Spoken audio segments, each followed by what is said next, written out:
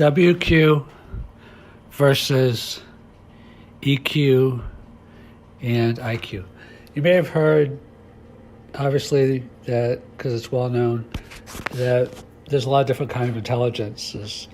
First, they tended to equate intelligence with cognitive abilities, IQ, and then Daniel Goleman came out with his famous book called Emotional Intelligence that shows that it demonstrated that how we get along with people and our judgments actually has a greater amount of predictive value in our success than does just our cognitive abilities.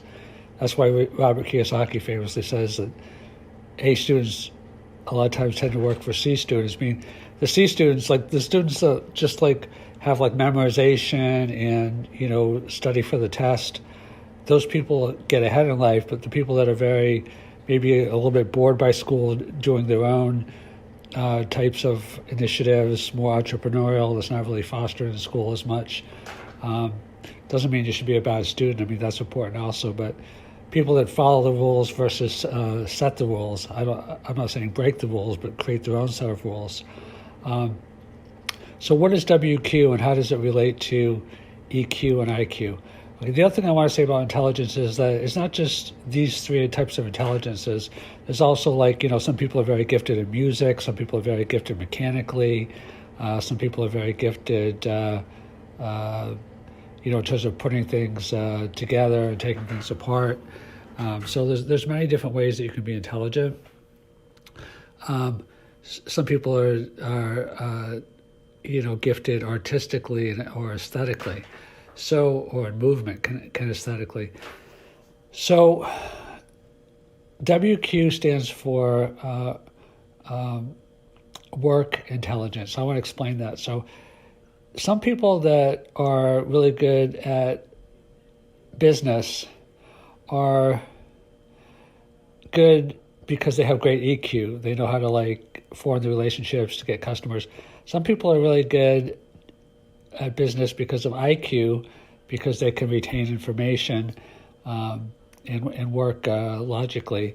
Now, WQ is a more broader measure of work intelligence because there's a whole science to really productivity, business acumen, strategy, leadership, all the qualities that go into business. And some people have a very high WQ, which I call a work intelligence. You could also call it a BQ, a business. Maybe I'll change it.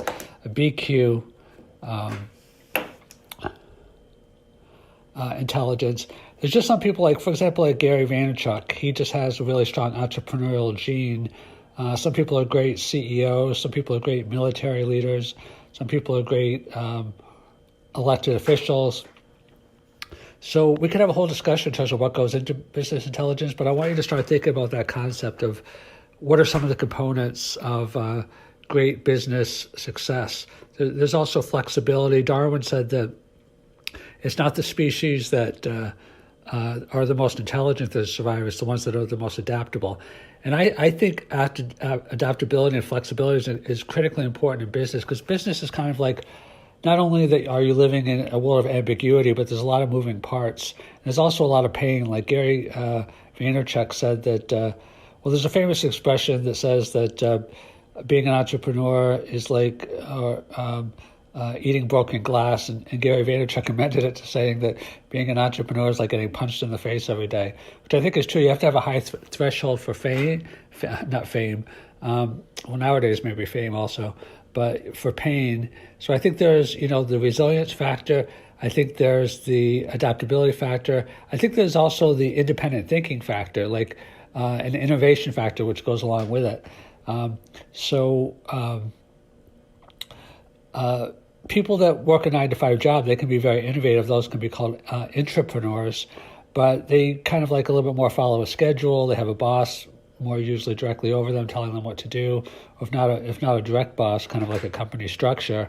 People that are entrepreneurs, they tend to, and I'm not saying that entrepreneurs are the only kind of business. I mean, business IQ, you could have also EQ, which is all your emotional intelligence, but could be entrepreneurial intelligence, maybe ENQ.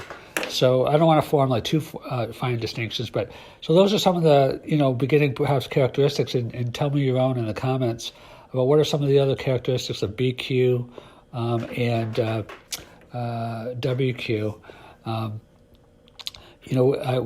I just talked about adaptability, resiliency, independent thinking, innovation. At the beginning, I talked a little bit about productivity, strategy, execution, strategic partnerships, pricing. There's a lot that goes into it.